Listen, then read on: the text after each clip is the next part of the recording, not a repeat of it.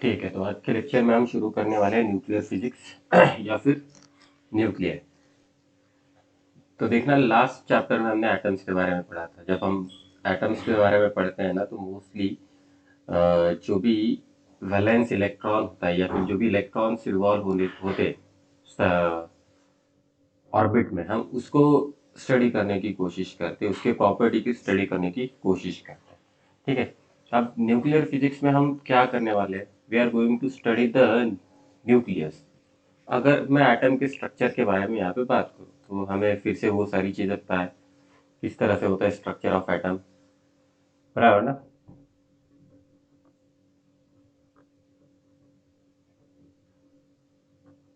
तो देखना, यहाँ पे न्यूक्लियस रहेगा, न्यूक्लियस के अंदर प्रोटॉन्स रहेंगे और न्यूट्रॉन्स होते हैं, और इलेक्ट्रॉन मेरे पर्टिकुलर ऑर्बिट में रिवॉल्व होते रहते हैं। तो इस चैप्टर में हम इस ऑर्बिट के बारे में पढ़ेंगे नहीं, क्योंकि already we have discuss that part. तो देखना, अब कुछ चीज़ें होती है मेरे पास। Number of neutrons, number of neutrons जिसे हम अब कहेंगे कैपिटल एन।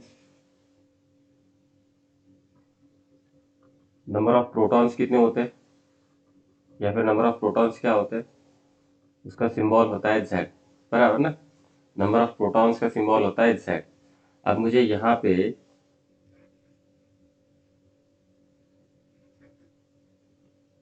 मास नंबर निकालना है। मास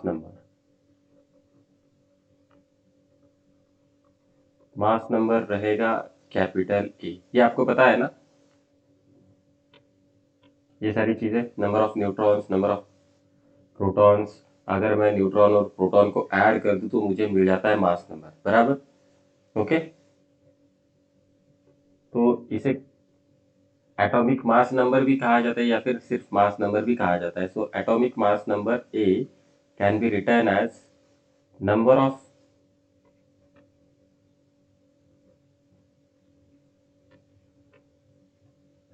protons plus number of neutrons. अब इस प्रोटॉन को क्या कहा जाता है? सिंपल देखा जाए तो इसे कहा जाता है एटॉमिक नंबर। यस, ये केमिस्ट्री में हुआ है ऑलरेडी, बराबर ना। Yes. तो ये मास नंबर को समटाइम्स हम न्यूक्लियॉन नंबर भी कहते हैं, न्यूक्लियॉन नंबर। अगर मुझे कोई भी एलिमेंट को रिप्रेजेंट करना है, या फिर किसी भी एटम को पीरियोडिक टेबल में रिप्रेजेंट करना है, तो मुझे ये दो चीजें लगती है। ये ए और ए लगता है, और ये जेड लगता है। सपोज करना कोई एक्स एलिमेंट है मेरे पास, तो उस एक्स एलिमेंट को हम किस तरह से रिप्रेजेंट कर सकते हैं? तो सिंपल टर्म में देखा जाए तो ये ए ऊपर रहेगा, ये जेड ऊपर रहेगा। तो मैं इसे एक शॉर्ट ट्रिक से यूज करता हूँ। देखना, ए टू जेड जो हम बोलते हैं ना, तो ए को ऊपर रखो, जेड को नीचे रखो। ठीक है, that means a nucleus which is having a mass number of A and atomic number of Z। ठीक है, समझ रहे हो? समझ में आ रहा है? तो हाँ देखना, सर। मैं यहाँ से नंबर ऑफ न्यूट्रॉन निकाल सकता हूँ। नंबर ऑफ न्यूट्रॉन्स किस तरह से मिलेंगे?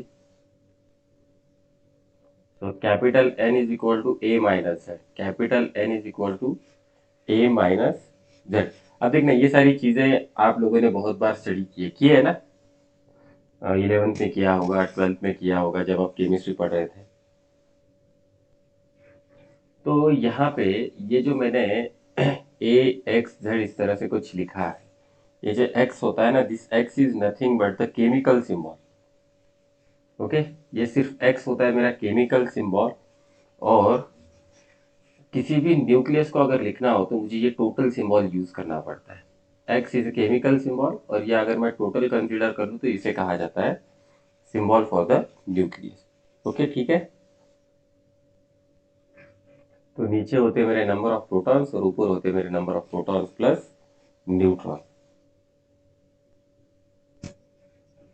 अब देखना, कुछ सिंबल है प्रोटॉन का सिंबल क्या होता है, अगर मुझे सिर्फ प्रोटॉन ही इंडिकेट करना है?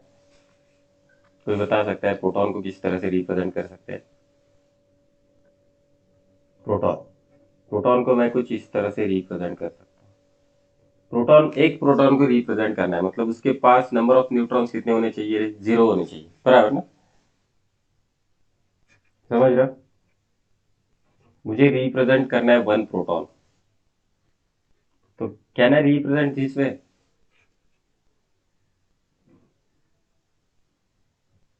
हम्म मैं एक प्रोटॉन को इस तरह से रिप्रेजेंट कर सकता हूँ। हाँ। और यस ये सर। क्या होता है? ये this is nothing but the nucleus of the hydrogen atom. Yes. This particular part is nothing but the nucleus of hydrogen atom. ये मेरे हाइड्रोजन एटम का न्यूक्लियस होता है। Similarly I want to represent 1 neutron, या फिर मुझे एक simple neutron को रिप्रेजेंट करना है, तो इस न्यूक्लियस सिंबल में तो किस तरह से रिप्रेजेंट करते हैं? स्टैंडर्ड सिंबल है, देखना। न्यूट्रॉन है, मतलब उसके पास प्रोटॉन होता नहीं है, तो इसका Z0 रहेगा, और A+Z की वैल्यू कितनी रहेगी? 1 रहेगी। Can I represent this way neutron? Yes, I can do this. Similarly मुझे इलेक्ट्रॉन को रिप्रेजेंट करना है, तो इलेक्ट्रॉन को रिप्रेजेंट करने के लिए देखना,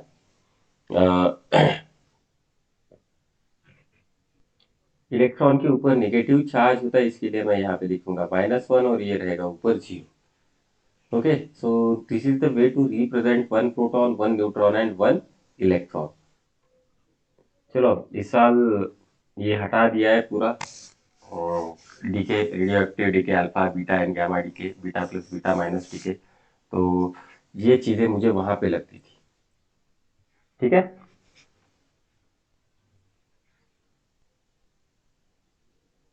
यस। तो जो केमिकल प्रॉपर्टीज होती है ना किसी भी किसी भी एलिमेंट की, उसके लिए हमें सिर्फ जेड चाहिए होता है। सही बोल रहा हूँ क्या? देखना, सिर्फ ये वाला वैल्यू चाहिए होता है for the chemical properties. Yes sir. क्योंकि केमिकल प्रॉपर्टीज मेरी डिपेंड होती है इलेक्ट्रॉन देना, लेना या फिर शेयर करना, बॉन्ड बनाना, उसके लिए तो सिर्फ मुझे इलेक्ट्रॉन चाहिए होते हैं। जितने मेरे प्रोटॉन होते हैं उतने ही इलेक्ट्रॉन, तो मैं यहाँ पे बोल सकता हूँ कि chemical properties characterised by this value Z. Okay, ठीक है।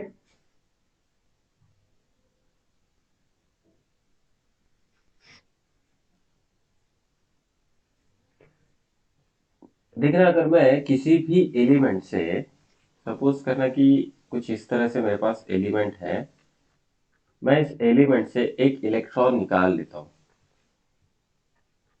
अगर मैं इस एलिमेंट से एक इलेक्ट्रॉन निकाल लेता हूँ, तो ये एलिमेंट किस तरह से बनेगा? एक नया वाला एलिमेंट बनेगा, बराबर ना? एक नया वाला एलिमेंट बनेगा। मैं यहाँ से सिर्फ एक इलेक्ट्रॉन निकालने की कोशिश कर रहा हूँ, तो क्या होगा? Can I right this way?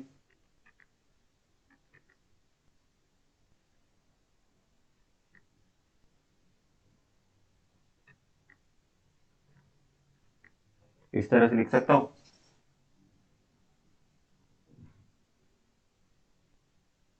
इस तरह से निकाल लिख सकता हूँ? हम्म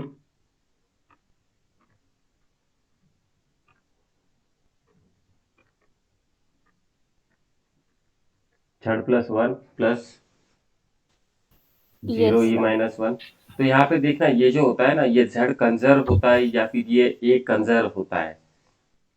कहीं पे भी अगर आप देखोगे, दिस पर्टिकुलर पार्ट, मैं यहाँ पे सिर्फ इलेक्ट्रॉन निकालने की कोशिश कर रहा हूँ।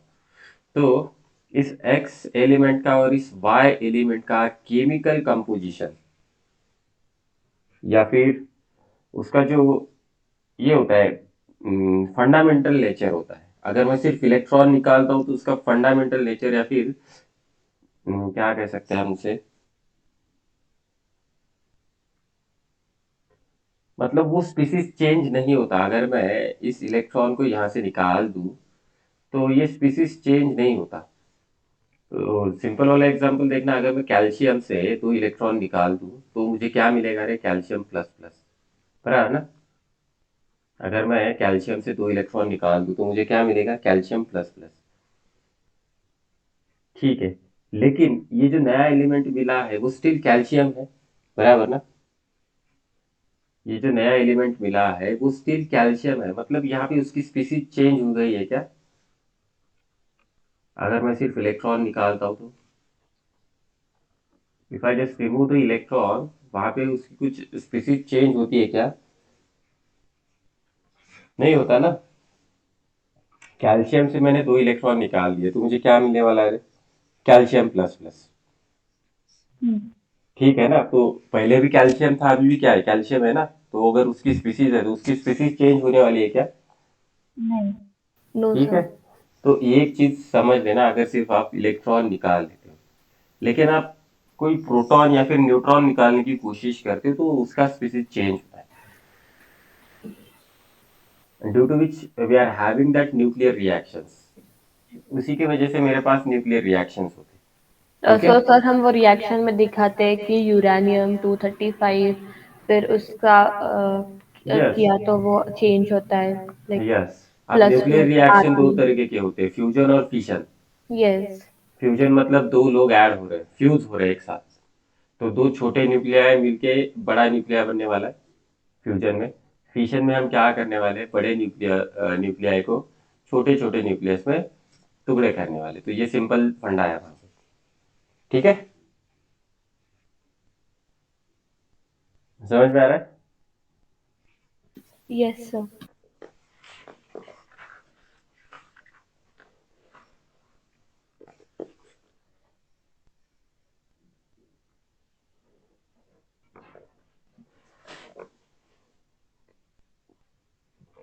चलो कुछ सिंपल सिंपल क्वेश्चन, एक सिंपल क्वेश्चन दे रहा हूँ।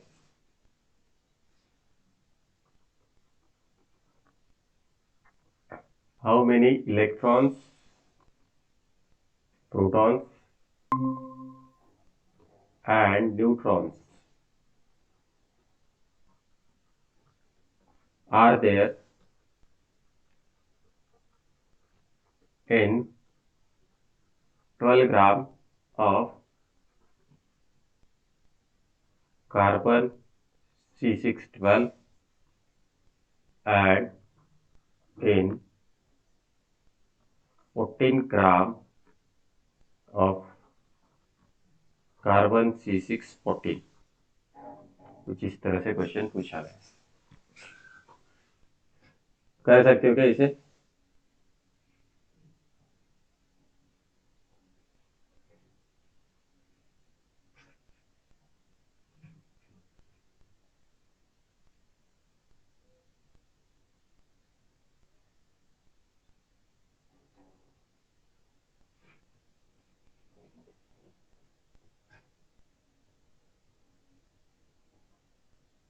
So electrons will be 6, protons will also be 6, and neutrons will also be 6. नहीं, नो। अब देखना, तो यहाँ पे आपको वो मास नंबर को यूज करना होगा। ठीक है, तो इस क्वेश्चन में हमें मास नंबर को यूज करना पड़ता है और एवोगाड्रोस नंबर का भी यूज करना पड़ेगा। Okay. ठीक, तो सबसे पहले समझना, अगर ऐसे क्वेश्चन पूछे जाते हैं ना तो कितने एटम्स उस पर्टिकुलर ग्राम में प्रेजेंट होते हैं वो हमें समझना है।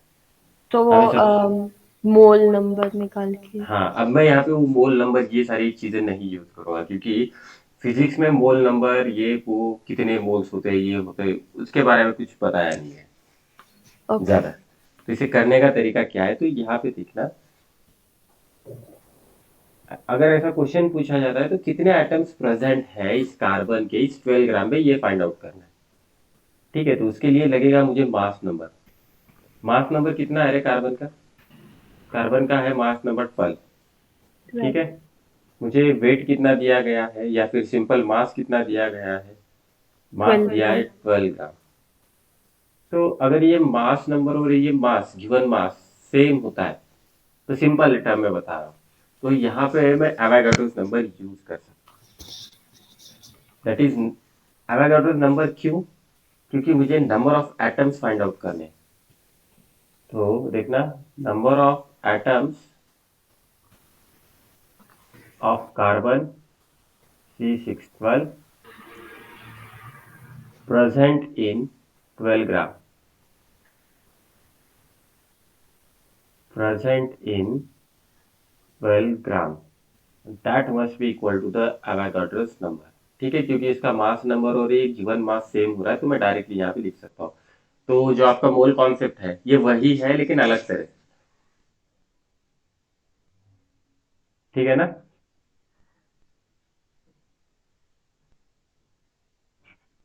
समझ रहे हो क्या? Yes, sir. तो एवोगाड्रोस नंबर रहेगा 6 × 10⁻³ 23. 23। तो कितने एटम्स हो गए इस कार्बन के? 12 ग्राम में तो इतने एटम्स हो गए। ठीक है। Once you know the number of atoms then you can find out the number of electrons.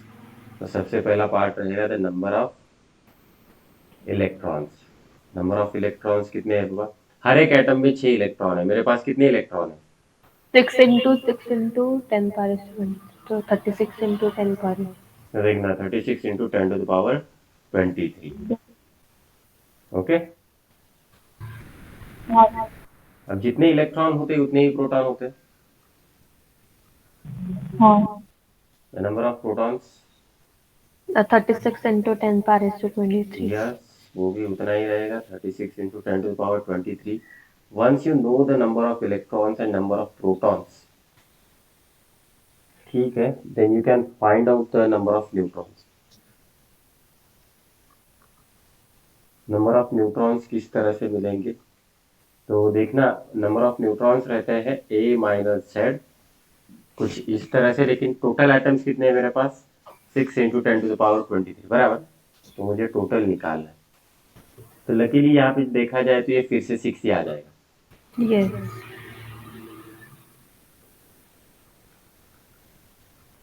तो आंसर फिर से आ जाएगा मेरा 36 × 10⁻23। समझ में आया? Yes, sir. तो ये तो फर्स्ट पार्ट था। अब ये सेकंड कर सकते हो क्या? देखना carbon C614।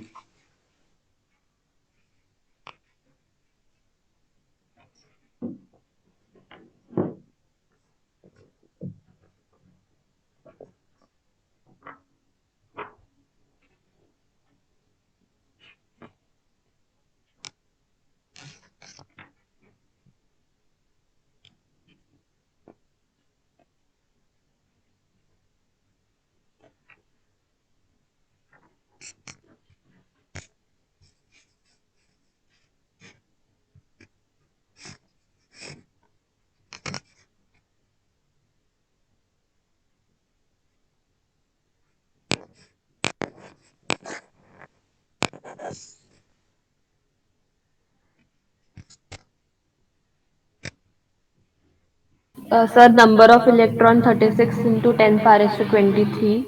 Number of protons 36 into 10 power is to 23, and number of neutrons will be 48 into 10 power is to 23. ठीक है, करेक्ट। तो यहाँ पे वो 48 आएगा, बाकी 36 ही आएगा। और जो नंबर ऑफ न्यूट्रॉन्स है वो सिर्फ मेरे चेंज होने वाले। बराबर? Yes, sir. समझ में आया ये चीज? Yes. ये ऑलरेडी आप लोगों ने केमिस्ट्री में किया होगा। वहां पे वो मोल कॉन्सेप्ट यूज करते हैं। 1 मोल इज इक्वल टू क्या बोलते हैं, number of atoms in 1 mole is equal to Avogadro's number. इस तरह से यूज किया था ना आप लोगों ने? बराबर? Yes, sir. शायद मनस्विनी आ गई है। Just hold on, I will how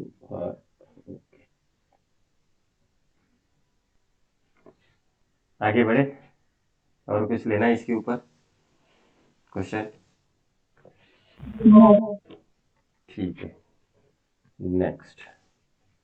next part is the atomic mass unit.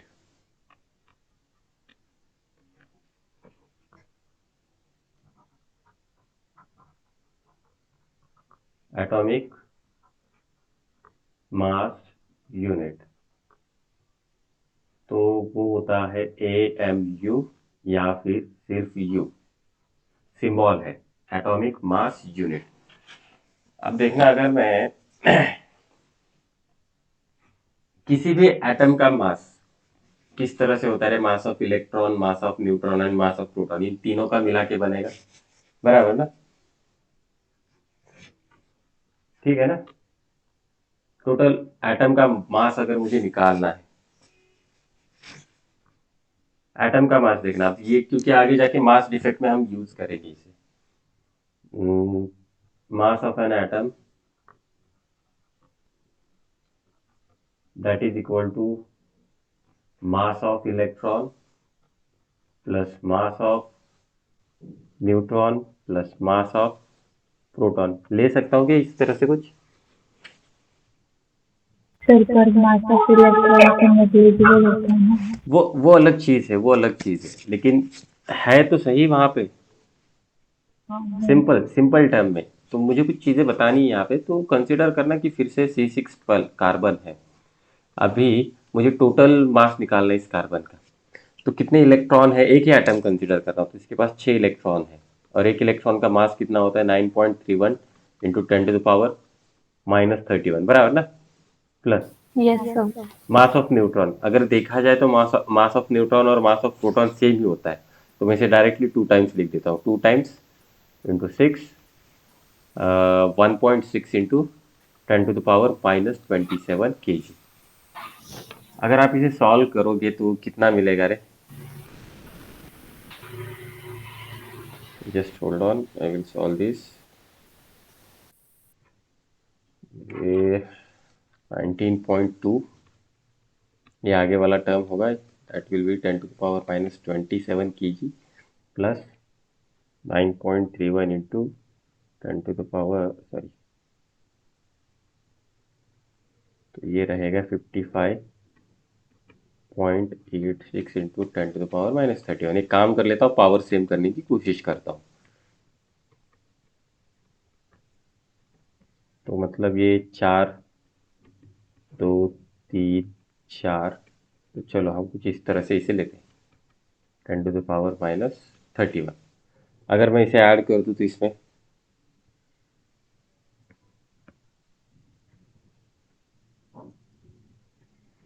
तो ये कितना आ जाएगा, 19.20 इंटू 10⁻, इन शॉर्ट वही आएगा, 205586 इंटू 10⁻⁻27 kg। तो देखना, चलो kg तो ऐसा सिस्टम में है, लेकिन ये अच्छा तरीका रहेगा क्या, किसी भी मास का एटम इतना, अगर मैं बोलूँ कि चलो मेरे पास एक एटम है कार्बन का, तो उसका वेट कितना रहेगा, 19 इंटू 10⁻⁻27 kg। तो मतलब ये प्रैक्टिकल फिजिबल है क्या रे ये सारी चीजें? No, sir. कन्वीनियंट है क्या ये? No. नहीं।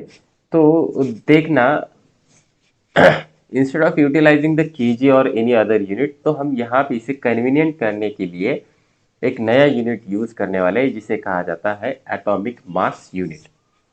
एटॉमिक मास यूनिट जो कि डिफाइन किया गया है कार्बन के आइसोटोप के ऊपर। ठीक है?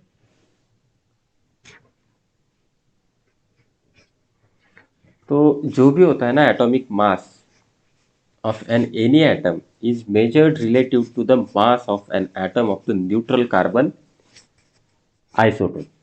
ठीक है? तो ये किसके ऊपर डिफाइन करने वाले हैं हम, न्यूट्रल कार्बन आइसोटोप। तो मोस्टली वो कौन सा होता है, C612 ही होता है, बराबर ना? This is the neutral carbon isotope. तो उसे किस तरह से डिफाइन किया गया है, तो one atomic mass unit is nothing but the 1 AMU, या फिर 1 U is nothing but the 1/12 of the mass of the carbon C612 atom। 1/12 of mass of carbon C612। तो इस तरह से इस 1 AMU को डिफाइन किया गया। ठीक है, समझ में आया? अगर ये इस तरह से है तो कार्बन C612 का मास कितना हो सकता है?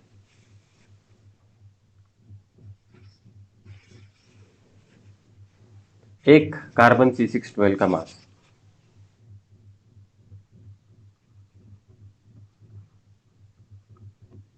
इसी से यूज कर रहा हूँ C612 atom will be equal to, ये 12 इधर भेज दो, 12 इंटू 1 AMU बराबर ना।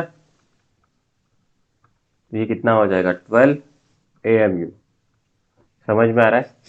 Mass of one carbon atom is equal to 12 AMU। Okay, ठीक है, समझ रहे हो? Yes, sir. तो 1 AMU का मतलब क्या हुआ? 1 AMU is equal to 1/12 times the mass of one carbon atom which is at rest in a ground state, that is neutral one, जो कि न्यूट्रल होता है। तो what is the value of 1 AMU?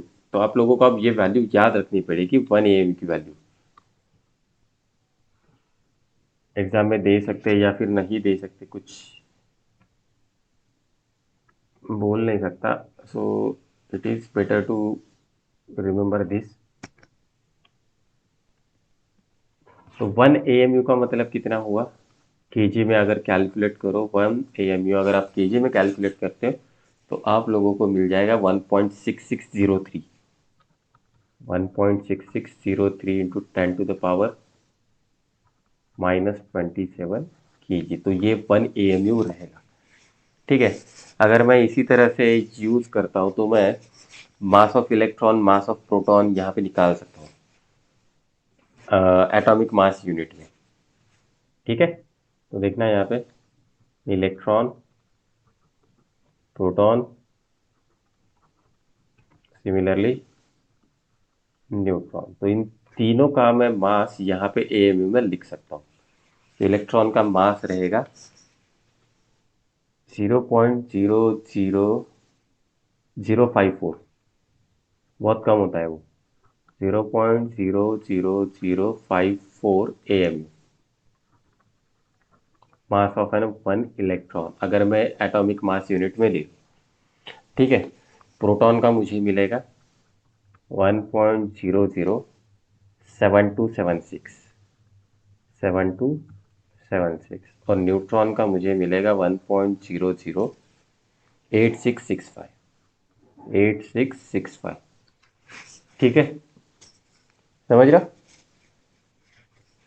तो ये आप लोगों को वैल्यूज याद रखनी है। And one more thing for this chapter, particular chapter, अगर कुछ कैलकुलेशंस पूछे जाते तो आपको यहाँ पे 100% लॉग टेबल लगने वाला है, क्योंकि आपको यहाँ पे वैल्यू कम से कम 4 डिजिट तक दी जाएगी। ओके, ठीक है। सर पर बोर्ड्स में लॉग टेबल देते हैं क्या? यस, इस साल से अलाउ किया है। अच्छा। ठीक है, तो लिख लो इसे, इसमें ज़्यादा कुछ है नहीं, ज़्यादा डिटेल में हम जाएंगे भी नहीं यार।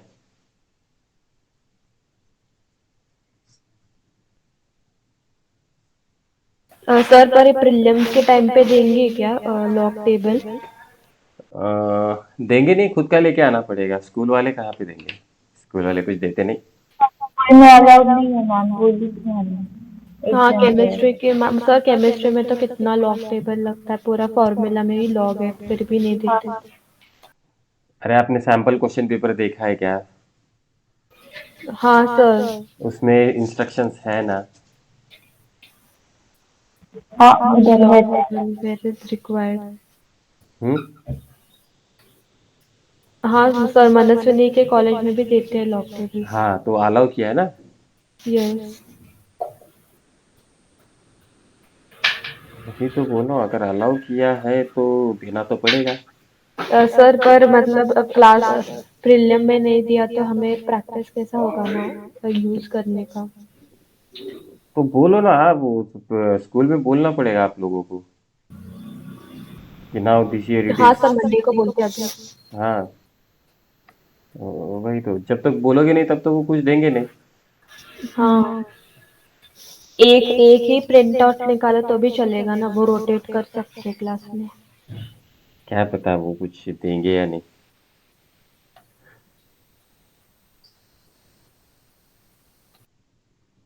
ठीक है, चलो लिख लो इसे, चलो चलो।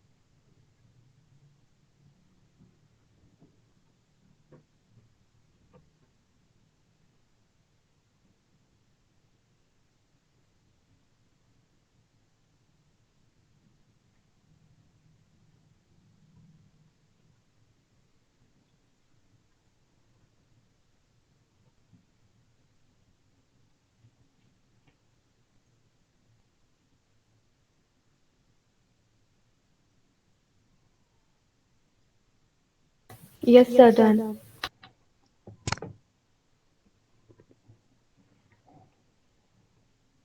चलो अब कुछ हम सिंपल वाली डेफिनेशन देखेंगे। आप लोगों को पता है आइसोटोप, आइसोटोन्स और आइसोबार्स क्या होते हैं, बराबर ना? Isotopes, isotones and isobars, isotones and isobars. तो जस्ट मैं यहाँ पे एक एलिमेंट लिख देता हूँ इन जनरलाइज। सपोज करना कि कोई भी एक एलिमेंट है इस तरह से, तो इसी का यूज करके मुझे बताना आइसोटोप में क्या सेम होता है। Isotope, atomic number. Atomic number, that is Z, बराबर ना? हाँ, तो जेड इज सेम। क्या डिफरेंट होता है? अगर जेड सेम है तो क्या डिफरेंट होता है? Atomic number, mass. Atomic mass, number of neutrons. हाँ, मतलब नंबर ऑफ न्यूट्रॉन्स डिफरेंट रहेगा तो हाँ, मास डिफरेंट रहेगा। ए माइनस जेड इज डिफरेंट, बराबर ना? यस, ठीक है, तो इसके एग्जांपल्स तो मोस्टली तो कार्बन के हमें पता है, कार्बन के कुछ इस carbon 12, carbon 14। C612, C613, C614, बराबर ना? कुछ इस तरह से आइसोटोप ऑफ कार्बन है। सिमिलरली हाइड्रोजन, हाइड्रोजन के रहेंगे। हाइड्रोजन के कौन से? Hydrogen, deuterium, tritium. ट्रिटियम, ठीक है, कुछ इस तरह से है। हाइड्रोजन, ड्यूटेरियम एंड ट्रिटियम, ठीक है। तो एक चीज याद रखना, ड्यूटेरियम जो होता है ना, sometimes this is called as a heavy hydrogen. ये जो सेकंड वाला होता है ड्यूटेरियम, इसे कहा जाता है heavy hydrogen.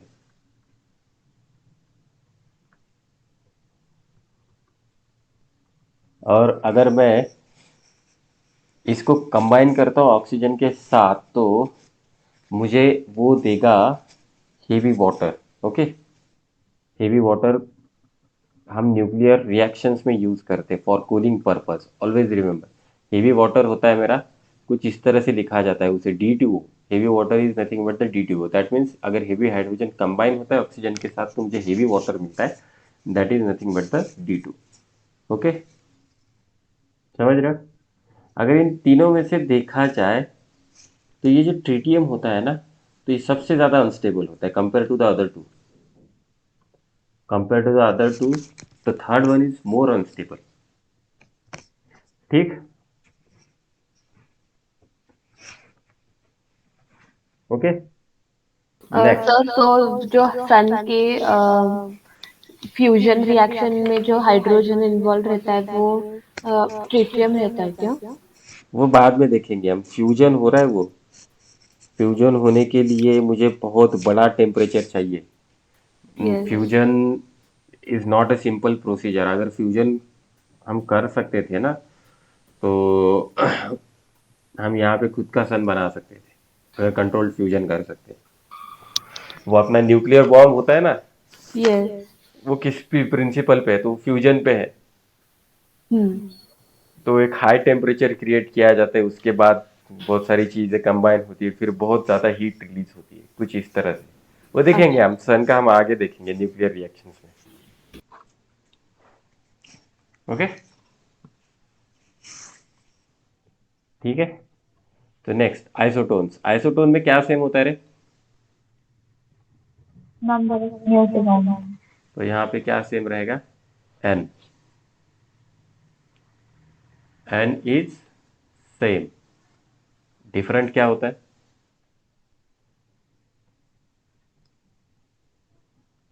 Z is different, बराबर ना।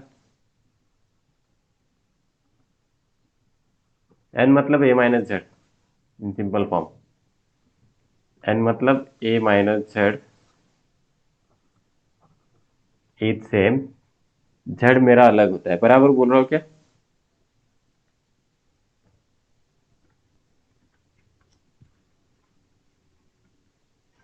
ठीक है ना। तो देखना, सिमिलरली कार्बन का ही मैं देख सकता हूँ। C614, C715, सॉरी एक मिनट, नॉट, एक कार्बन रहेगा, एक नाइट्रोजन रहेगा।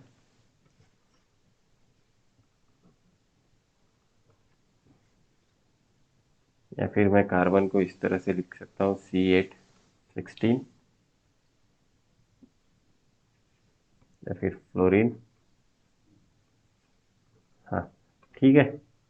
तो देखना अब यहाँ सर वो ऑक्सीजन है क्या नाइट्रोजन के बाद? C8। अरे हाँ, वो ऑक्सीजन है, सॉरी, सी लिख दिया था मैंने फिर से। अब देखना, यहाँ पे सबका झड़ अलग अलग है, बराबर ना। 6 7 8 9, ओके। लेकिन सबका ए माइनस जेड देखना 8 8 8 आ रहा है। तो आइसोटोन के लिए मुझे एलिमेंट्स क्या होते हैं? आइसोटोन एक ही सेम एलिमेंट का होता है, डिफरेंट डिफरेंट एलिमेंट्स के आइसोटोन बनते हैं? आइसोटोप सेम एलिमेंट का बना, बराबर। Yes sir. तो ये सेम एलिमेंट के लिए है, लेकिन आइसोटोन किसके लिए पॉसिबल है? Different different element, elements. Different elements with same A minus Z, बराबर। तो डिफरेंट एलिमेंट्स के लिए होता है। नाउ आइसोबार, आइसोबार के लिए क्या होता है? Same atomic mass. तो यहाँ पे ए इज सेम, बराबर ना। Yes. A is same, different क्या है? Atomic number. Z, Z is different. इनका neutron number same, sorry, number of neutron same आएगा या अलग आएगा?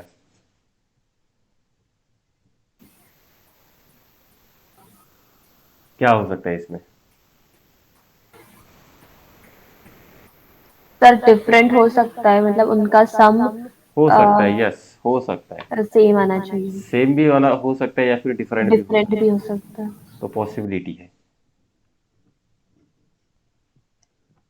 तो यहाँ पे भी इस तरह से लिख सकता हूँ। देखना, ये carbon C616, nitrogen 716, oxygen 8 16, fluorine 9 16। तो इसमें यहाँ पे मेरा ए सेम है, जेड यहाँ पे अलग अलग है।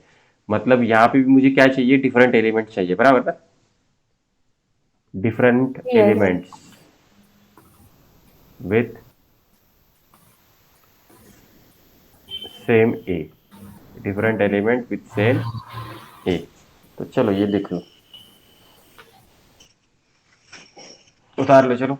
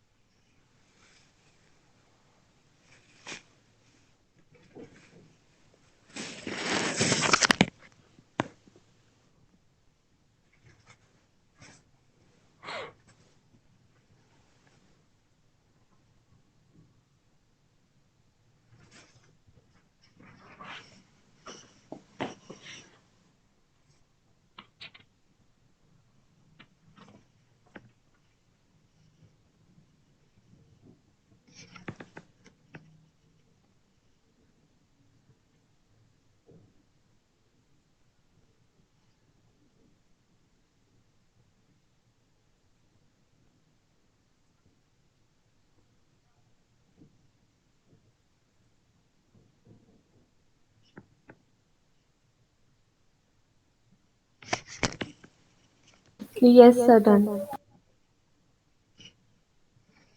Sir, 1 minute. हाँ, लिख लो लिख लो।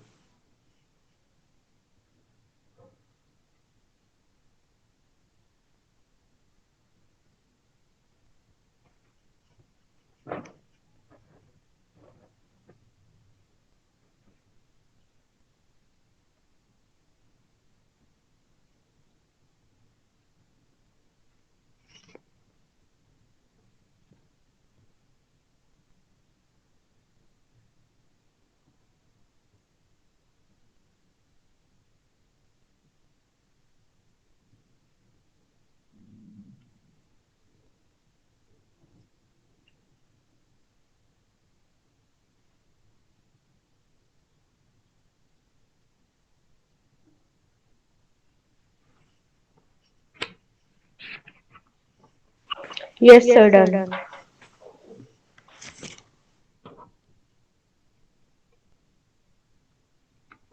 Next part is the size of the nucleus.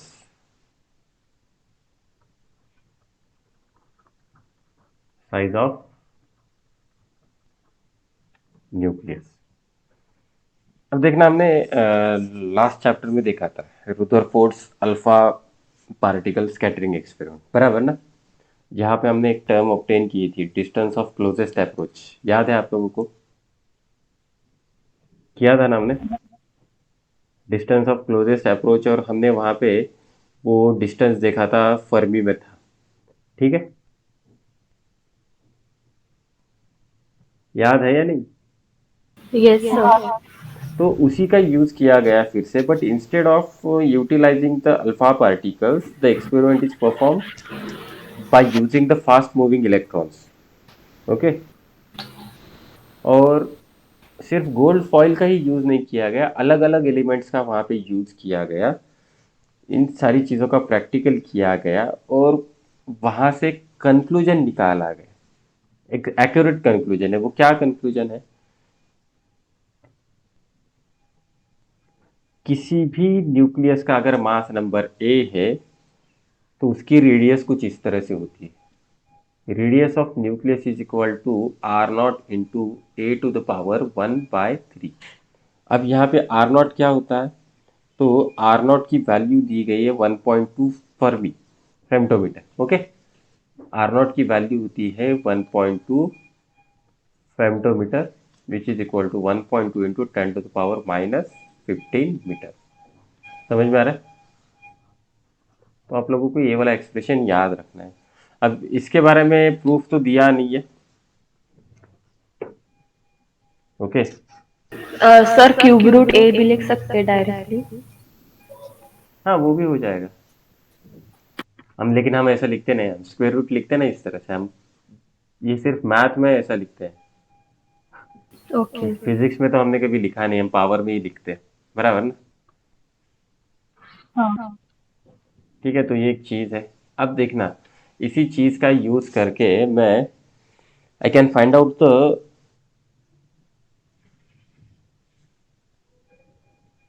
volume, approximate volume of the nucleus in terms of the mass number. Volume of nucleus in terms of mass number। अगर ये मुझे चीज़ करनी है तो यहाँ पे मुझे एक अजम्पशन करना पड़ेगा कि न्यूक्लियस इज स्पेरिकल। मैं यहाँ पे अजम करता हूँ कि न्यूक्लियस मेरा स्पेरिकल है, न्यूक्लियस इज स्पेरिकल। अगर वो स्पेरिकल है तो स्पीयर का वॉल्यूम कितना होता है? Volume will be equal to 4/3 pi R cube, बराबर ना? लेकिन इस आर की वैल्यू हमने एक्सपेरिमेंट से ऑब्टेन की है, और which is equal to R naught into A to the power 1/3 तो यहाँ से क्या मिलेगा मुझे?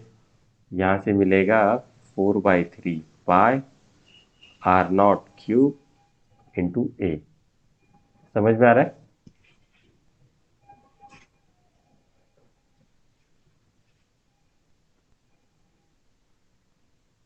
समझ में आ रहा है क्या?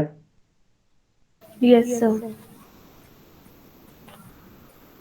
सो सर एक्चुअल उसका शेप क्या रहेगा न्यूक्लियस का? वो देखा जाए तो वो शेप अभी तक तो अज्यूम किया गया है स्फेरिकल शेप ही, ओके। मतलब उसका शेप नहीं है ये, सिर्फ जब वो स्प्लिट होता है ना तब उसका शेप चेंज होता है, डम्बल शेप में कन्वर्ट होके बाद में वो स्प्लिट होता है, वो यहाँ आगे रहेगा, आगे वाले पार्ट में। ठीक है, ओके, ये समझ में आया। यहाँ पे हमने निकाल लिया volume. Now will find out the nuclear density. Nuclear density, अब न्यूक्लियर डेंसिटी फाइंड आउट करना है मतलब मास पता होना चाहिए, मास और मुझे चाहिए क्या, सिर्फ मास और volume. Density of nucleus is equal to mass divided by volume. अभी हमने न्यूक्लियस का वॉल्यूम ऑब्टेन किया है। किसी भी न्यूक्लियस का मास देखा जाए तो वो होता है ए इंटू एम, और वॉल्यूम कितना है मेरे पास, 4/3 pi R naught cube into ए। यहाँ पे देखा जाए तो ये कैपिटल ए कैंसिल होने वाला है, that is atomic mass number is going to be cancel out. Okay, तो मुझे कितना मिलेगा रे,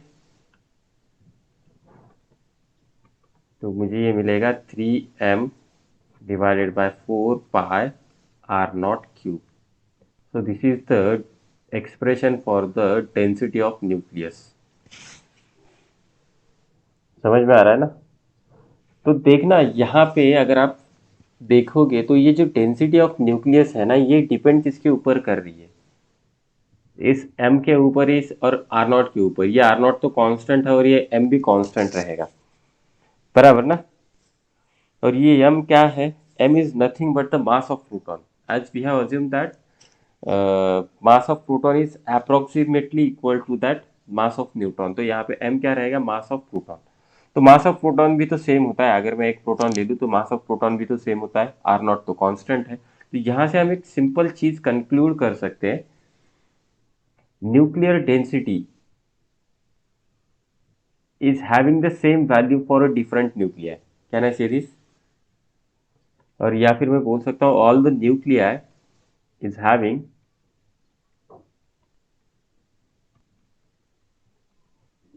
same nuclear density, same nuclear density. Okay, समझ रहे?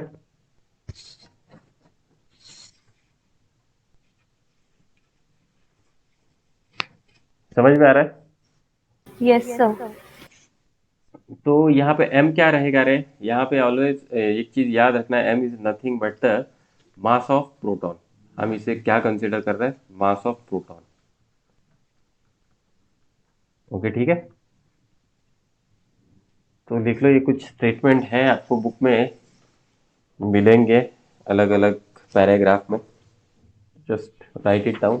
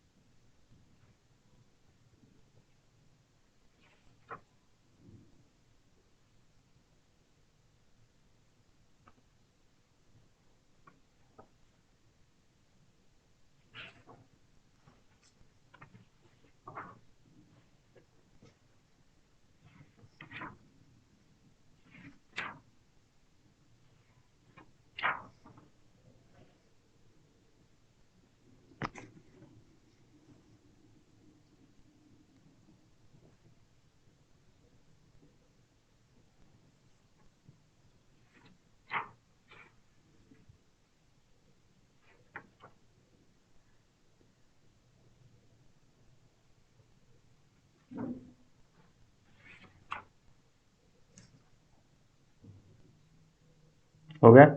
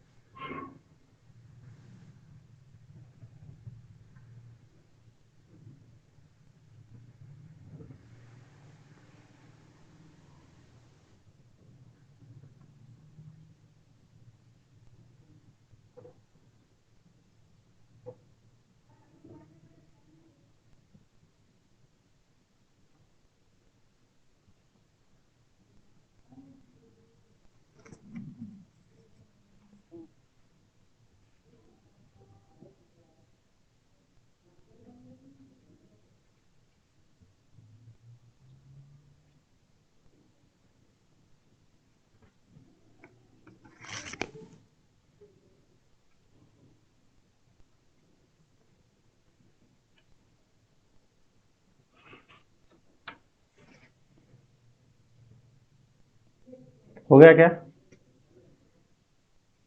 हेलो?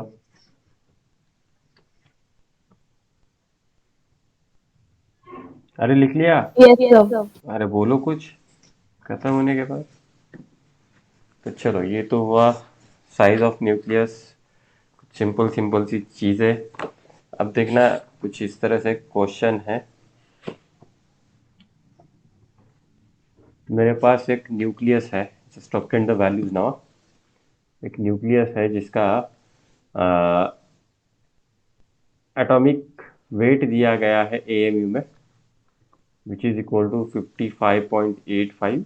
तो सिंपली ये मेरा Fe या फिर आयन रहेगा, और उसका ए दिया गया है, ए इज इक्वल टू 56। तो क्वेश्चन पूछा है, find the nuclear density. Find nuclear density. ठीक है?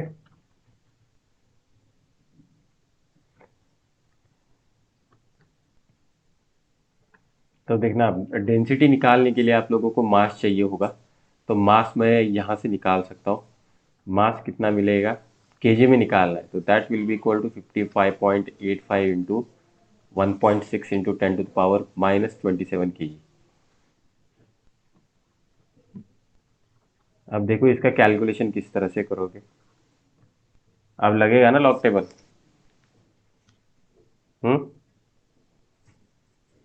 देखना, ये न्यूक्लियर फिजिक्स में कैलकुलेशन बहुत बड़े हैं। Yes, sir. तो यहाँ पे हमें क्या लॉग टेबल लगेगा।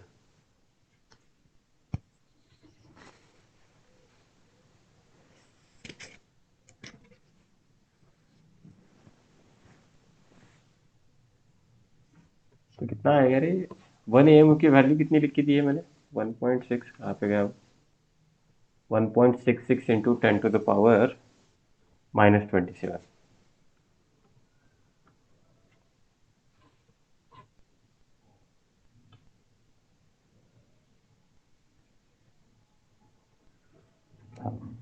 तो कम से कम इसे 1.66 लेना, 1.6 मत लेना, 1.66 लेके सॉल्व करना। तो यहाँ पे मुझे मिल जाएगा 92.7 इंटू 10⁻⁻27 kg। तो ये मेरा मास हो जाएगा। ये डेंसिटी निकाल लिए, density is equal to mass by volume. तो मास होगा मेरा 92.7 इंटू 10⁻⁻27 kg, और वॉल्यूम रहेगा मेरा 4/3 पाई R0 क्यूब। R0 की वैल्यू कितनी रहे? ये वैल्यू याद रखनी है, 1.2 इंटू 10⁻⁻15 मीटर। तो ये उसका क्यूब हो जाएगा। देखो अब इसे सॉल्व करना है आप लोगों को।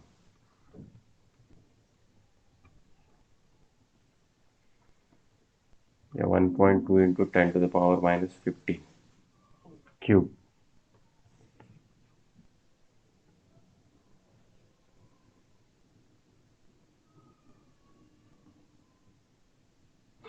और यहाँ पे ये भी रहेगा, ए भी रहेगा, क्योंकि यहाँ पे हमने मास डायरेक्टली लिया है, ए नहीं लिया है, तो ये इसको 56 से मल्टीप्लाई भी करना पड़ेगा। ये थोड़ा सा केयरफुल। तो देखो, कैलकुलेशन करो, कैलकुलेशन करके आंसर बताओ। This answer is 2.29 into 10 to the power 17 kg पर मीटर क्यूब। ओके, ठीक है।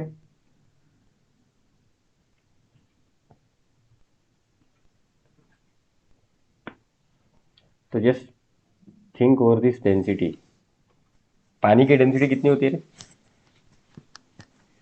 वाटर की डेंसिटी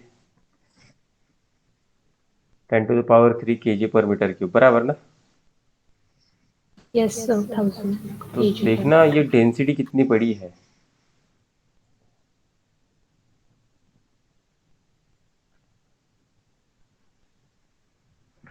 समझ में आ रहा है? Yes, मतलब sir. कितना ज्यादा डेंस हो सकता है वो। अपने मर्क्यूरी की कितनी होती है? 13.6 into 10 to the power 3 kg per meter cube. तो सबसे ज्यादा डेंस मटेरियल वही है ना अपने पास। Yes.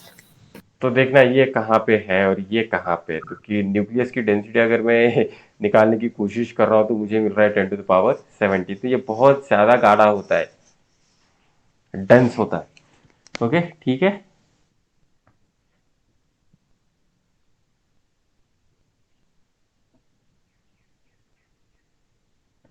समझ में आया?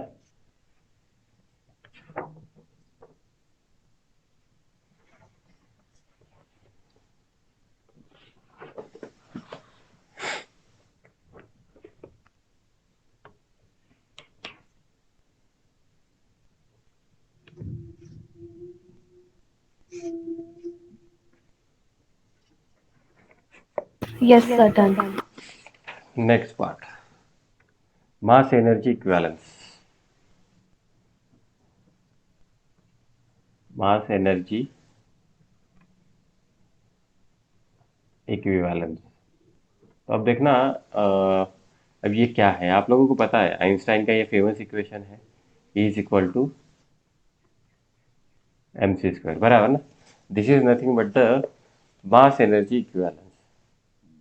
तो ये कहाँ पे आया? तो ये स्पेशल, क्या है, sorry, theory of special relativity. Relativity. हाँ। Yes, sir. तो उसने क्या किया वहां पे, मास को उसने एक फॉर्म ऑफ एनर्जी कंसीडर कर लिया। ओके, कि consider the mass as a form of energy. और इसने ये बोल दिया कि मैं मास को एनर्जी में कन्वर्ट कर सकता हूँ और एनर्जी को मास में कन्वर्ट कर सकता हूँ। समझ में आ रहा है ना? That means in any kind of a reaction, mass and energy is going to be conserve. Okay, समझ रहे हो? तो ये अपना सी क्या होगा रे यहाँ पे? सी होगा मेरा स्पीड ऑफ लाइट। अभी आपके बुक में सिर्फ इतना ही दिया है कि एक्सप्रेशन है इज इक्वल टू mc² और क्वेश्चन है कि calculate the energy equivalent of 1 gram of substance. कितना हो जाएगा energy equivalent of 1 gram of substance? Energy equivalent of 1 gram of substance. तो देखना, 1 ग्राम मतलब मास कितना हो जाएगा मेरा? 1 ग्राम हो जाएगा, that is 10 to the power -3। Energy ये होगा 3 इंटू 10 to the power +8 इसका स्क्वायर। तो मुझे यहाँ पे मिल जाएगा 9 इंटू 10 to the power 16, ये मतलब 13। तो मुझे आंसर मिल जाएगा 9 into 10 to the power 13 joules. तो ये बहुत ज़्यादा एनर्जी होती है। समझ रहे हो ना? इफ अगर 1 ग्राम एनर्जी, सॉरी, 1 ग्राम मैटर को मैंने एनर्जी में कन्वर्ट कर दिया तो मुझे इतनी एनर्जी मिलेगी। सो this is the ट्रेमेंडस amount of energy. ठीक है।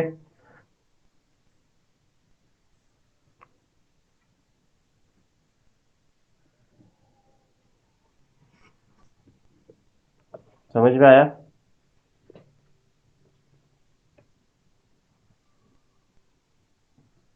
अरे समझ में आएगा, ये सिंपल है, यहाँ पे कुछ Yes, है नहीं। yes, अब sir. देखना, अब हम बात करेंगे न्यूक्लियर बाइंडिंग एनर्जी के बारे में। न्यूक्लियर बाइंडिंग एनर्जी, अब ये क्या होगा? अब ये थोड़ा सा इंपॉर्टेंट है, कॉन्सेप्चुअल है। तो हमें एक चीज पता है कि जब मैं स्टेबल न्यूक्लियस के बारे में बात करता हूँ, स्टेबल न्यूक्लियस है मतलब वहां पे क्या होता है रे? स्ट्रॉन्ग न्यूक्लियर फोर्सेस होते हैं अट्रैक्शन के। प्रोटॉन और न्यूट्रॉन में वहां पे स्ट्रॉन्ग न्यूक्लियर फोर्स होते हैं अट्रैक्शन के, जिसके वजह से न्यूक्लियॉन जो होते हैं ना, बहुत टाइटली बाउंड होते हैं साथ में उस छोटे स्पेस में। ओके, समझ में आ रहा है? समझ में आ रहा है कि ये चीज Yes, sir. ठीक है? छोटे स्पेस में वो बहुत ज़्यादा टाइटली बाउंड होते हैं। Since the system is stable, मैं यहाँ पे बात कर रहा हूँ स्टेबल न्यूक्लियस के बारे में। अगर सिस्टम स्टेबल हो तो मेरी जो पोटेंशियल एनर्जी होती है ना सिस्टम की, वो नेगेटिव होती है। Potential energy is negative. अगर सिस्टम में यहाँ पे स्टेबल बात करूँ तो पोटेंशियल एनर्जी मेरी हो जाएगी नेगेटिव। अगर मुझे उन न्यूक्लियॉन्स को सेपरेट करना है एक दूसरे से, तो मुझे क्या करना पड़ेगा? मुझे बाहर से एनर्जी देनी पड़ेगी, बराबर ना?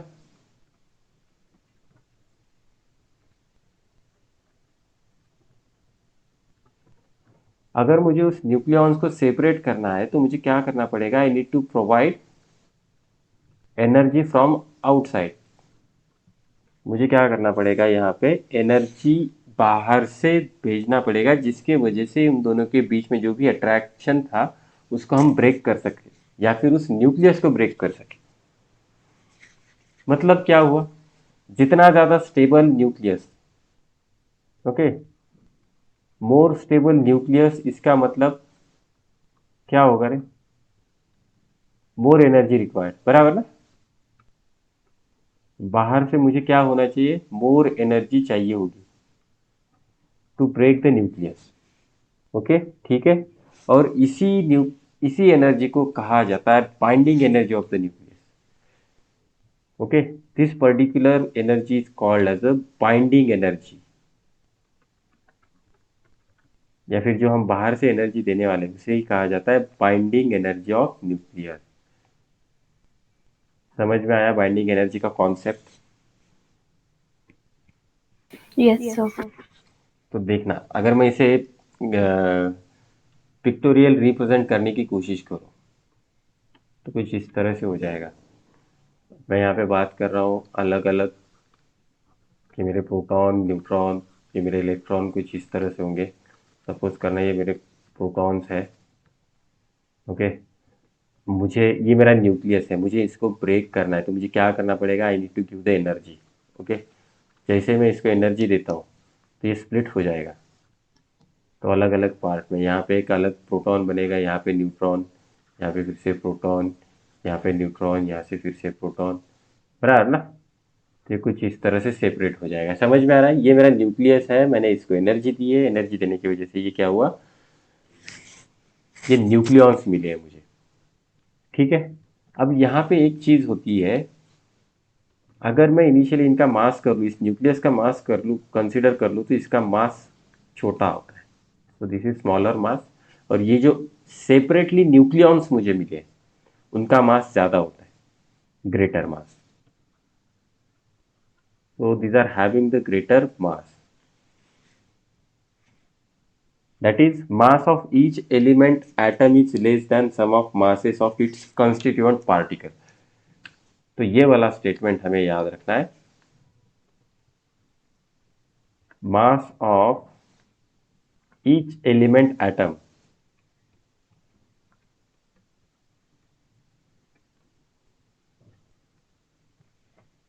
is less than sum of masses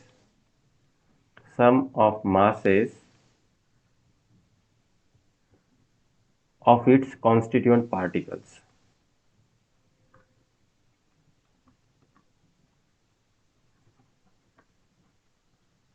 ठीक है, समझ रहे हो? और this is important statement here.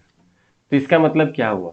अगर मैं इस एज अ होल इस सबका मास कंसीडर करो तो इसका मास कम रहेगा किससे, अगर इन सारे न्यूक्लियॉन्स का मास में ऐड करने की कोशिश करो। समझ में आ रहा है क्या? तो एज अ होल देखा जाए तो ये मास कम होता है। और ये देखा जाए तो अगर मैं हर एक प्रोटॉन और न्यूट्रॉन के मासेस के एडिशन कर दूं तो इनका मास मुझे ज़्यादा मिलता है। That is mass of each element atom is less than sum of masses of its constituent particles. समझ में आ रहा है?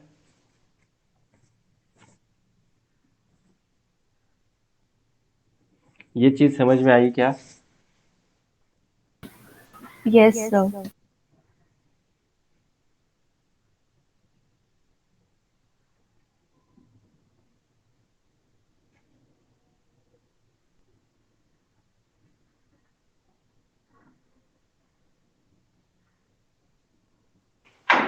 सर एक बार आप वापस बता सकते हो ये?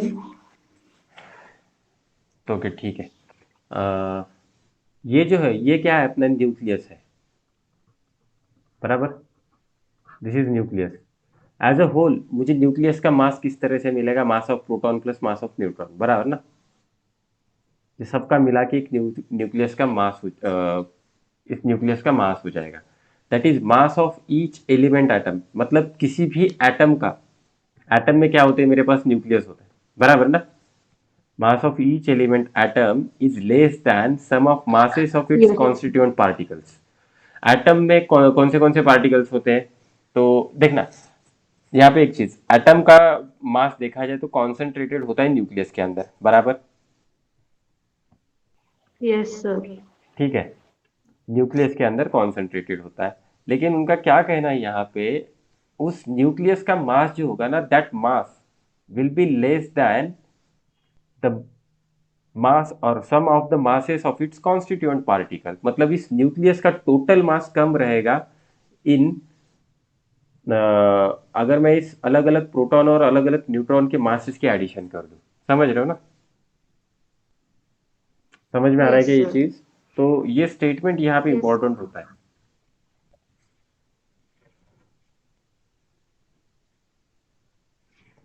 अब और एक चीज है यहाँ पे हमने क्या किया हुआ है, बाहर से एनर्जी दी है, बराबर ना। We have given the energy from the outer side. अब इसे थोड़ा सा उल्टा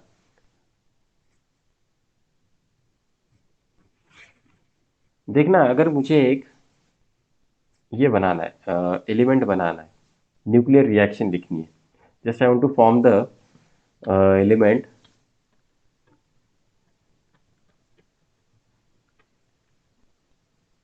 ये वाला एलिमेंट बनाना है मुझे।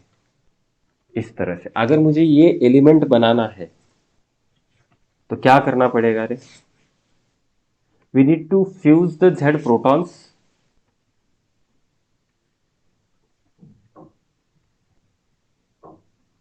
And A minus Z neutrons, बराबर ना। A minus Z neutrons. Now to form the element AXZ, we need to fuse the Z protons and A minus Z neutrons together. Okay okay? अगर मैं ऐसे करने की कोशिश करता हूं तो देखना, Z times mass of proton plus A minus Z mass of neutron, क्योंकि इतने न्यूट्रॉन रहेंगे। अगर मैं ऐसा करता हूं तो यहाँ पे कुछ ना कुछ एनर्जी रिलीज हो जाएगी मुझे, यहाँ पे ये तो एलिमेंट मिल ही जाएगा, प्लस एक एनर्जी रिलीज हो जाएगी इस केस में। ओके, समझ रहे हो? अब ये एनर्जी कहाँ से आती है, where this energy comes from? So according to the Einstein's mass energy relationship, some amount of mass from independent nucleons is converted into its energy and released when the nucleons bind with each other. मतलब देखना है यहाँ पे इन सब का जो मास है, इन सब के मास में से कुछ मास यहाँ से निकल जाएगा जब ये इनका फ्यूज हो रहा है, ये सारी चीजें फ्यूज हो रही है, तो तब कुछ मास यहाँ से निकल जाएगा और यहाँ से जो भी मास निकलता है ना, that mass will go in the form of energy. समझ में आ रहा है ये चीज? Yes, sir. ओके। तो how to define the binding energy, आप बाइंडिंग एनर्जी को किस सिंपल टर्म में डिफाइन कर सकते हैं हम? क्या बोल सकते हैं, what is nuclear binding energy? The amount of energy required to split the nucleons into its constituent particles. बोल सकता हूँ ना?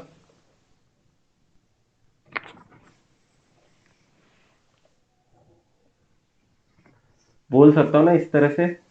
Yes, sir. ठीक है, तो ये लिख लो। चलो।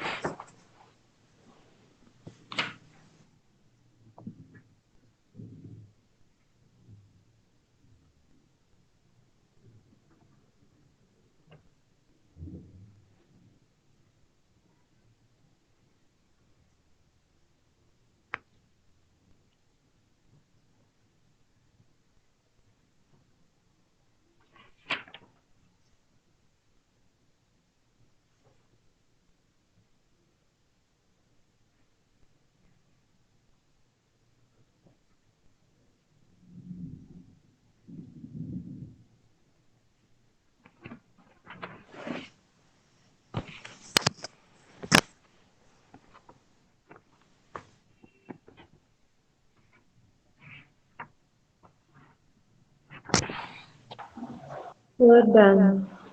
ओके, ठीक है। तो अब हम थोड़ा सा बात करेंगे मास डिफेक्ट के बारे में। मतलब according to the energy equivalence, अब मुझे मास डिफेक्ट को समझना पड़ेगा यहाँ पे।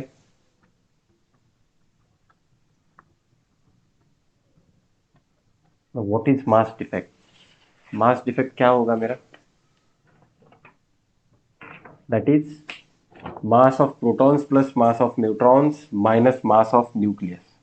क्योंकि देखना, ये जो है ना, यहाँ पे इस राइट हैंड साइड पे इस डायग्राम में, यहाँ पे मैं इन सारे कॉन्स्टिट्यूएंट पार्टिकल का जो मास है उनको ऐड करूँगा, और उसमें से न्यूक्लियस का मास अगर मैं माइनस कर देता हूँ तो मुझे वो मास डिफेक्ट मिल जाएगा, जो कि एनर्जी में आगे जाके कन्वर्ट होगा।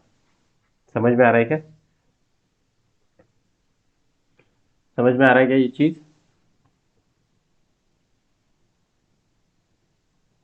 समझ में आया मैंने क्या बोला?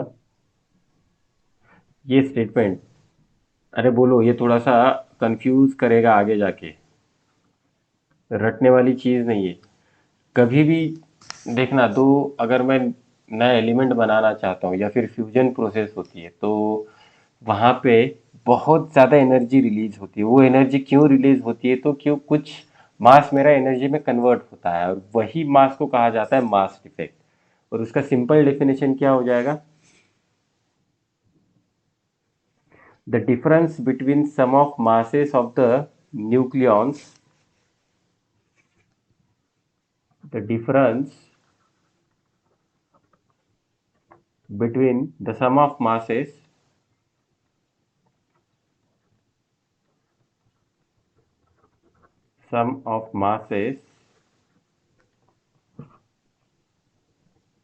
of the nucleons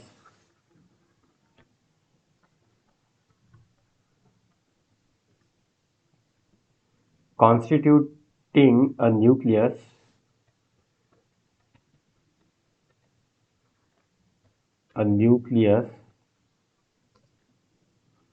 and the rest mass of the nucleus and the rest mass of nucleus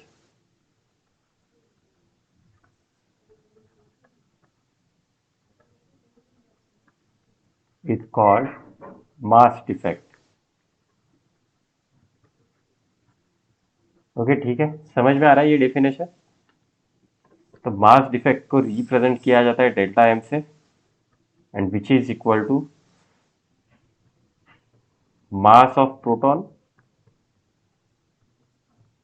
plus mass of neutron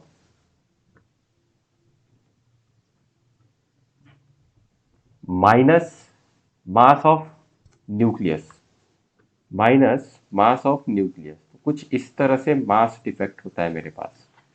तो yes I can obtain for the element A x Z, इसके लिए मैं ये सारी चीज़ें ऑब्टेन कर सकता हूँ in generalize. Mass of proton कितना हो जाएगा, जेड एम पी, बराबर ना।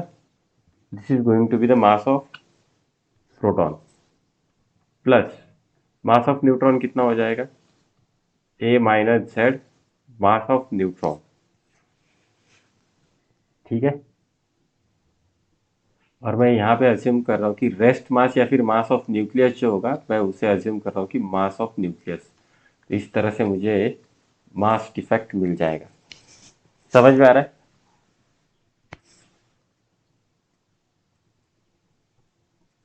अरे समझ में आ रहा है क्या? Yes, sir.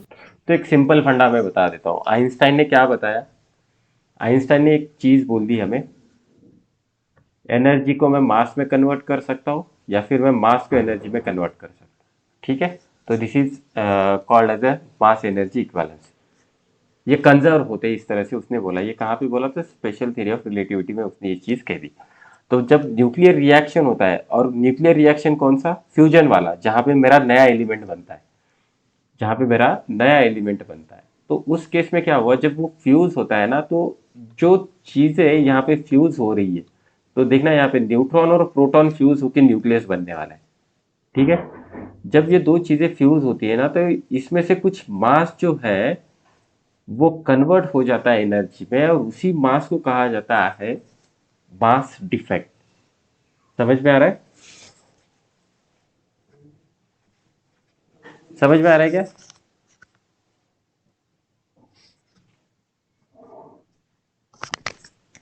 अरे समझ में आया क्या? बोलो बोलो, चलो। ये कंफ्यूज करेगा, बहुत ज्यादा कंफ्यूज करेगा।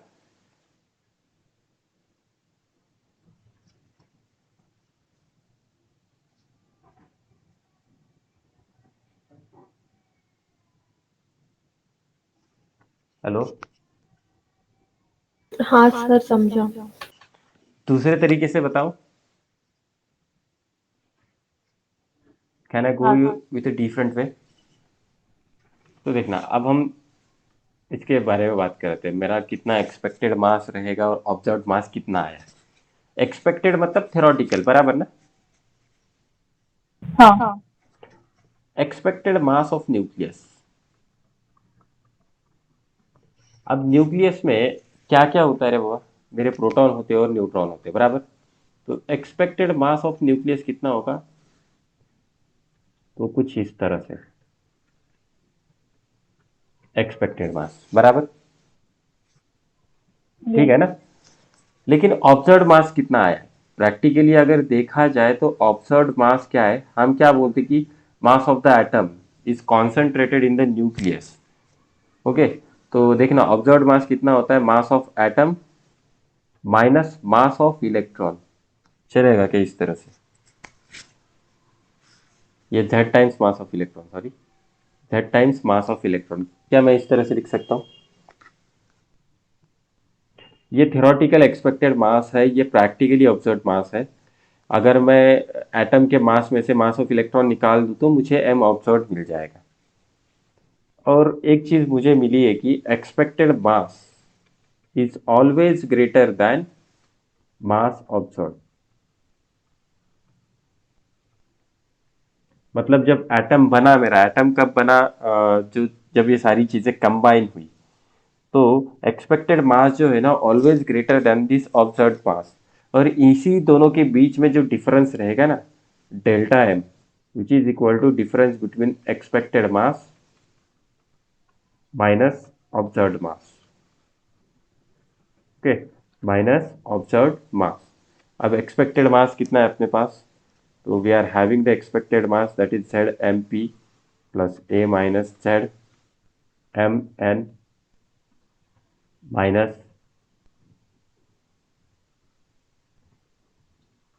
M atom minus Z M E. ठीक है, समझ में आ रहा है? तो मास डिफेक्ट मैं इस तरह से भी निकाल सकता हूँ। अब हम करते क्या पता है क्या, ये Mn जो है ना, this Mn is nothing but the mass of atom. अलग अलग नोटेशन है।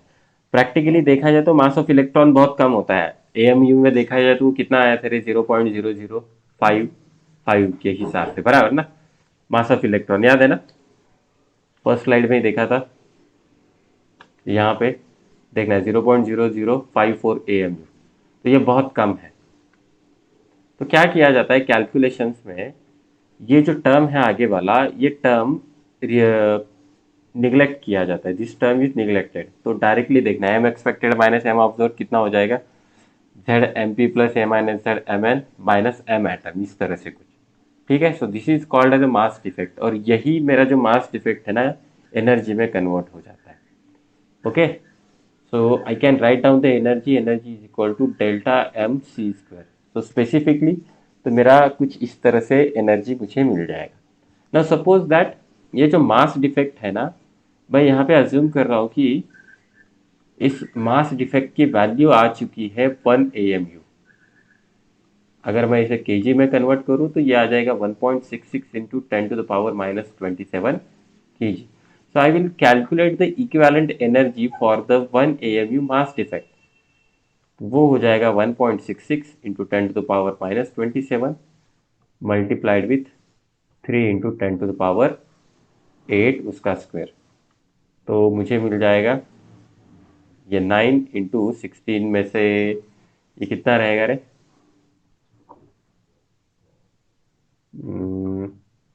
16 मतलब -11, बराबर ना। तो कितना आ जाएगा, 1.66 इंटू 9।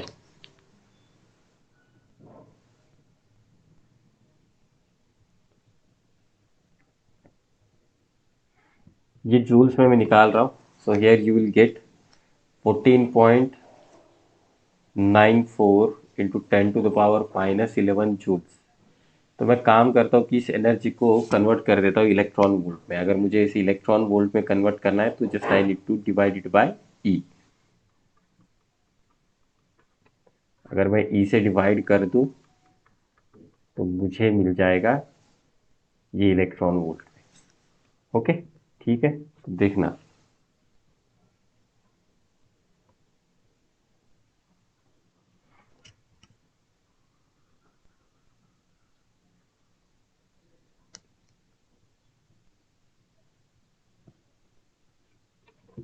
ये है 14.94 डिवाइडेड बाय 1.6। तो मुझे यहाँ पे आंसर मिल जाएगा 931.5। यार I will get 931.5 into 10⁻6 electron volts. So that means here I will get 931.5 million electron volt energy when 1 AMU mass is converted into energy. तो देखना 1 AMU मास हमने कितना मास कन्वर्ट किया है, 1.66 इंटू 10⁻⁻27 kg। उसकी इक्विवेलेंट एनर्जी कितनी मिल रही है मुझे, 931.5 बिलियन इलेक्ट्रॉन वोल्ट। तो सोचना ये एनर्जी कितनी हो सकती है, कितनी ज्यादा एनर्जी ये हो सकती है। समझ में आ रहा है कि ये चीज।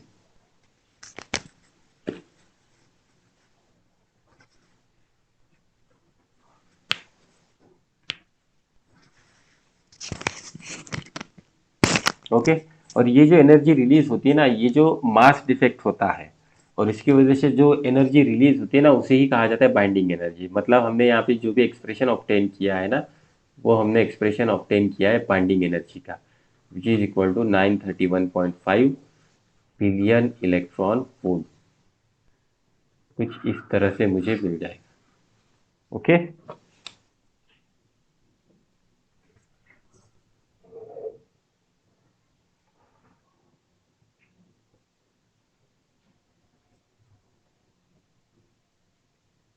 अरे समझ में आया क्या। Yes, sir.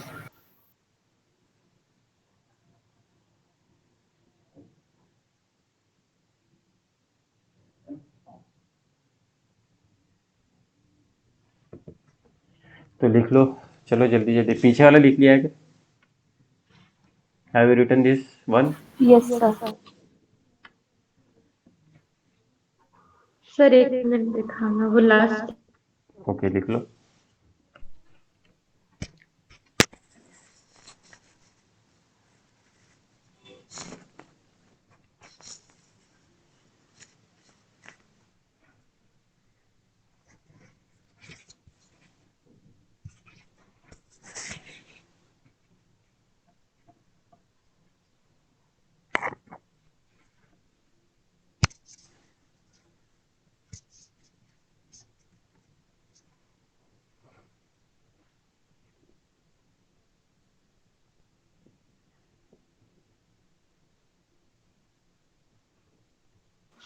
Yes sir, done.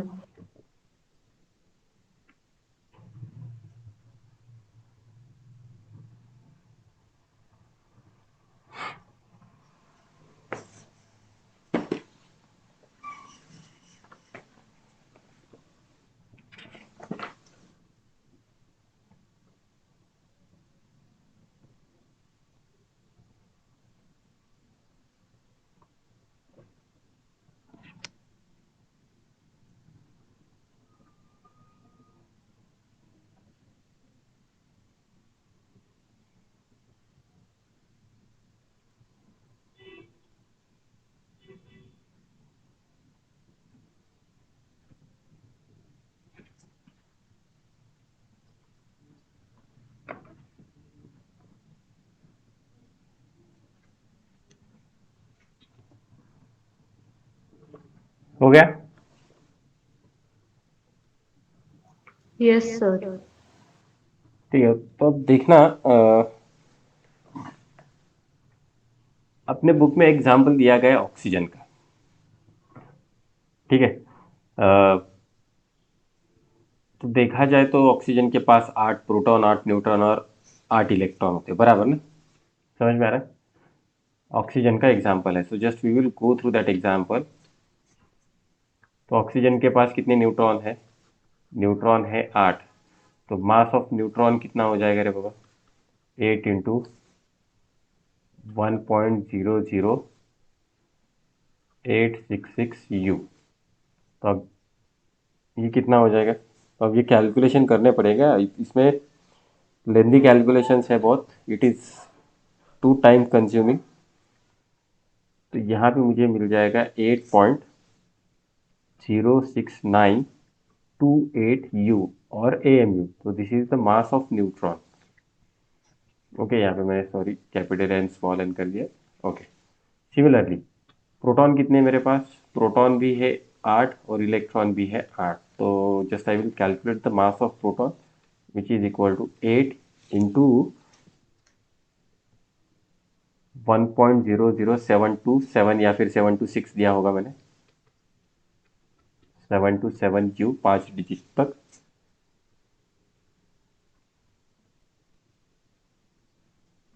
That will be equal to 8.05 8.05816।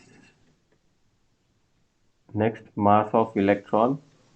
Mass of electron कितना हो जाएगा? तो ये वो हो जाएगा 8 into 0.00055U।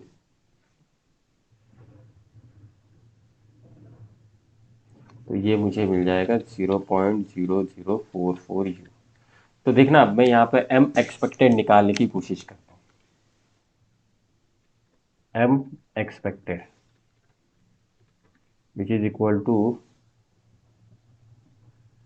z times mass of proton plus a minus z mass of electron, बराबर ना? ऐसा ही किया था ना हमने एक्सपेक्टेड में। Sorry, a minus z mass of neutron. ये न्यूट्रॉन है, मतलब एक एक का ये जो मल्टीप्लाइंग फैक्टर है ना, तो these are nothing but the Z M P, मतलब ये जेड एम पी है and this is A minus Z M N है, कुछ इस तरह से। अब देखना, मैं यहाँ पे वैल्यू डालने की कोशिश करूँ तो ये आ जाएगा 8.06928 प्लस 8.05816। तो मुझे कितना मिलेगा यहाँ पे वैल्यू?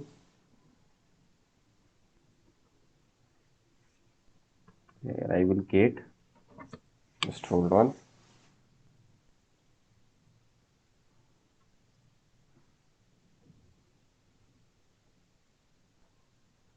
तो ये मुझे मिलेगा 16.12744। तो इस तरह से मुझे एक्सपेक्टेड मास है इतना। लेकिन स्पेक्ट्रोस्कोपी एक्सपेरिमेंट करके, मतलब प्रैक्टिकली हमें जो ऑब्जर्व हुआ है ना मास ऑक्सीजन का, वो ऑब्जर्व हुआ है near about by practical methods, हमें मिला है 15.99493। तो देखना, there is a difference between expected mass and observed mass. ठीक है, तो डेल्टा एम क्या हो जाएगा, M expected minus M observed. Okay, ठीक है ना, समझ में आ रहा है। अगर मैं इसे कैलकुलेट करूँ तो मुझे डेल्टा एम मिल जाएगा 0.13691 यू। तो मतलब मुझे इतना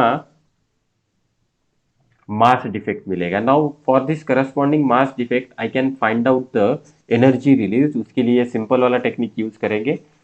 1 AMU अगर मास डिफेक्ट हो तो वो एनर्जी रिलीज करता है 931.5 million electron volt. So we are going to calculate it for 0.13691, 0.13691 AMU। उसके लिए कितनी एनर्जी मिलेगी, तो suppose x, so that will be equal to,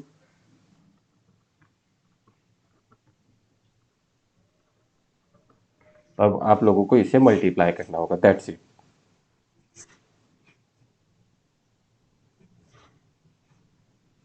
तो आंसर आ जाएगा कितना, 127.53 million electron volts. So this is going to be the energy released during the formation of the oxygen. या फिर इतनी एनर्जी लगेगी मुझे ऑक्सीजन को उसके कॉन्स्टिट्यूएंट एटम्स में कन्वर्ट करने के लिए। अरे समझ में आ रहा है क्या? हेलो, ये चीज समझ में आई?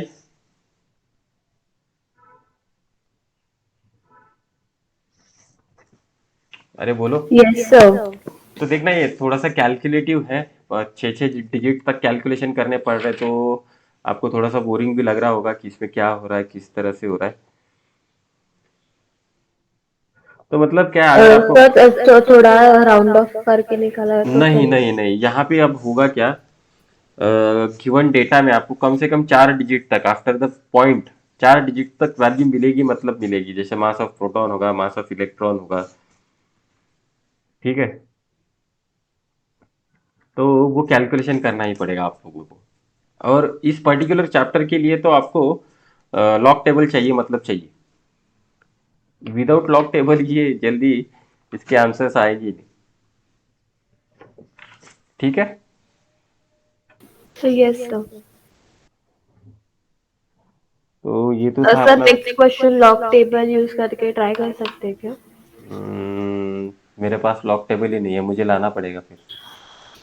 अच्छा सर, आपको टेक्निक सीखना तो पीछे सीखना है क्या, रहेगा लॉग ना? लॉग टेबल सीखना है क्या? आता है क्या आप लोगों को लॉग टेबल यूज करना? हाँ यस सर। सब लोगों को? हम्म। सर एंटी लॉग में थोड़ा कंफ्यूजन है, लॉग टेबल आता है। लॉग टेबल आता है, एंटी लॉग में कंफ्यूजन है। ठीक है, तो काम करते हैं। अभी तो लॉग टेबल नहीं है, मुझे लेके आना पड़ेगा लॉग टेबल। अगला लेक्चर जो होगा ना अपना, तो उसमें देखते हैं हम कि लॉग टेबल किस तरह से यूज करते हैं। Okay sir. हम्म। तो और एक चीज, अब इस चैप्टर में जो पार्ट है ना, बाइंडिंग एनर्जी पर nucleon, that part has been deleted.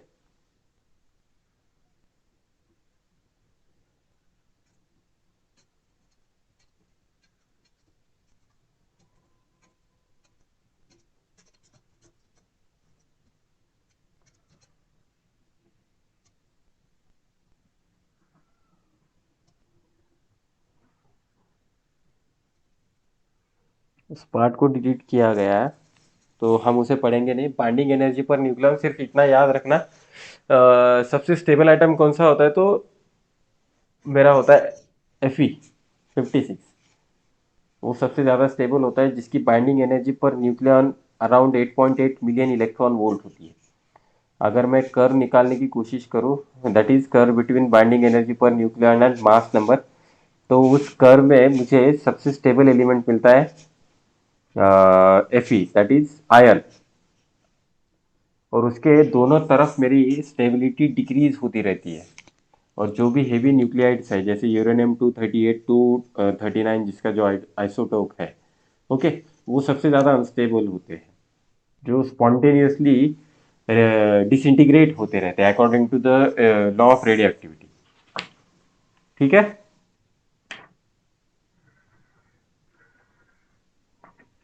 तो हम आज के लिए रुकते हैं। बाकी का जो पार्ट है हम नेक्स्ट लेक्चर में लेंगे। Just I will notify you कब लेना है लेक्चर। अभी एक आध लेक्चर लगेगा ये न्यूक्लियर फिजिक्स खत्म करने के लिए। अब अपना सिर्फ इतना ही बाकी है, nuclear reactors, fission and fusion, इतना ही। और इसके लिए मैं पूरा एनसीईआरटी ही आपको सिखाऊंगा, मतलब बाहर से कुछ अलग सिखाऊंगा ही नहीं। Okay, sir. वो रेडियो एक्टिव डीके लॉ इस साल है नहीं, तो बहुत इजी है। इसमें अगर पूछा जाएगा तो ये मास डिफेक्ट के ऊपर ही क्वेश्चन आएगा आपको, नथिंग एल्स। ठीक है।